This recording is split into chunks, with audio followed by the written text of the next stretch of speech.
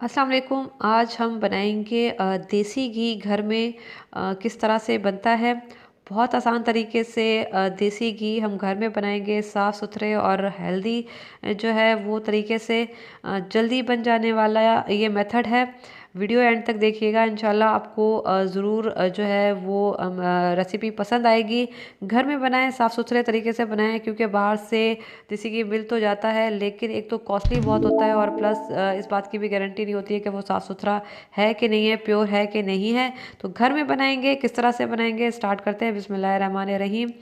ये मेरे पास बालाई है जो 3-4 हफ्ते की मैंने जमा की है और ये फ्रीज़र में फ्रीज़ हुई हुई है और इसको मैंने बाहर निकाल लिया है। इसको हम रूम टेम्परेचर पर आने देंगे ताकि इस बर्तन से आराम से ये बाहर निकल आए।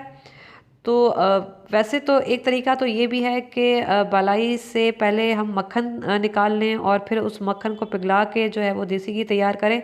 तो ये लंबा मेथड है, हम इस मेथड में नहीं पड़ेंगे। हमने देसी घी बनाना है तो डायरेक्ट देसी घी बनाएंगे, मक्खन वाले झंझट में पड़ने की ज़रूरत नहीं है। तो सिंपल जो है, जब ये रूम टेम्परेचर पर आएगी और हम इसको बर्तन में जो पतीला है जिसमें बनाना है उसमें हम इसको ट्रांसफ़र करेंगे। तो ये देखें, नॉर्मल पतीले में मैंने इसको ट्रांसफ़र कर दिया है। आँच मैं आपको दिखा देती हूँ, बिल्कुल हल्की है। जिसमें हम चाय बनाते हैं, नॉर्मल वो पतीला है, मैं उसमें बना रही हूँ। इसमें मैंने इसको ट्रांसफ़र कर दिया है बलाई को और इसको हल्की आंच पे मैं पकने के लिए छोड़ दूँगी। तो देखिए, हल्की आंच पे इसको पकते हुए 15 मिनट हो चुके हैं और 15 मिनट के बाद आप ये देखें साइडों से ये पिघलना स्टार्ट हो गई है। ये देख रहे हैं आप, इस तरह से ये जो है 15 मिनट के बाद ये खुद ही जो है पिघलना स्टार्ट होगी।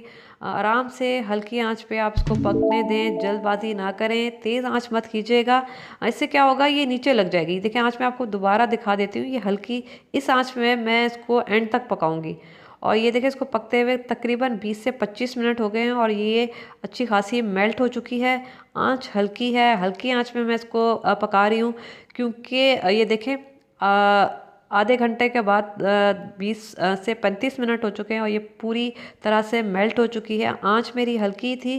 इससे ये होता है कि ये एक तो उबल के बाहर नहीं आएगी, आपका पतीला काला नहीं होगा और आप नॉर्मली जो है वो दूसरे काम इजीली आप कर सकते हैं। आप काम अपने दूसरे करते रहें, इसको आप छोड़ दें, ये पकता रहेगा। आप बस थोड़ी थोड़ी देर के बाद आके जो है वो चम्मच से इसको जो है वो चलाते जाएं ताकि ये नीचे ना लगें।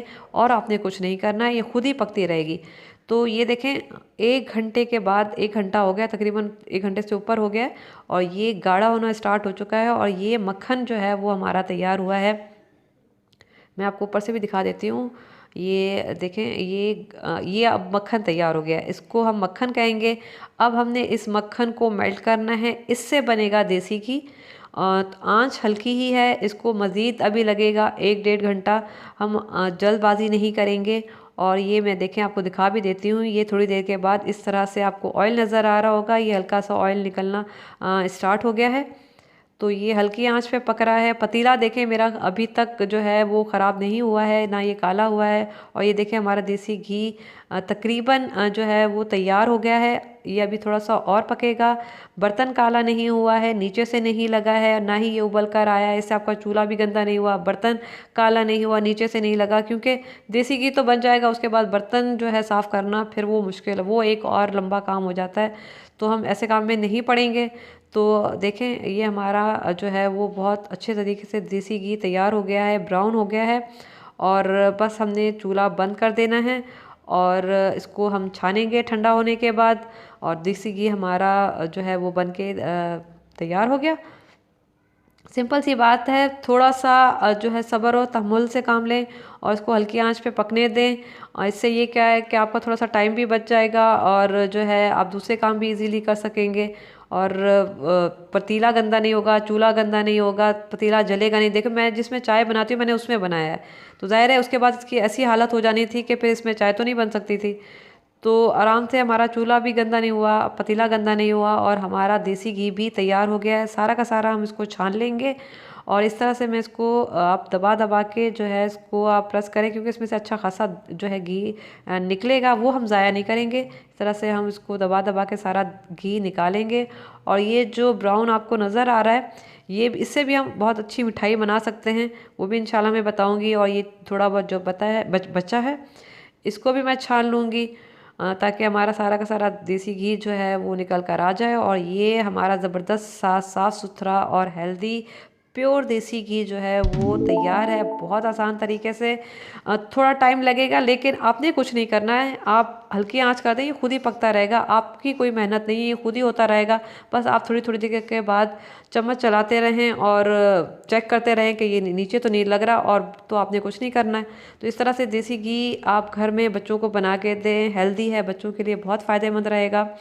और ये देखें मैंने थोड़ी देर के बाद इसको फ्रिज में रख दिया था और ये जो है वो बहुत अच्छे से जम भी गई है।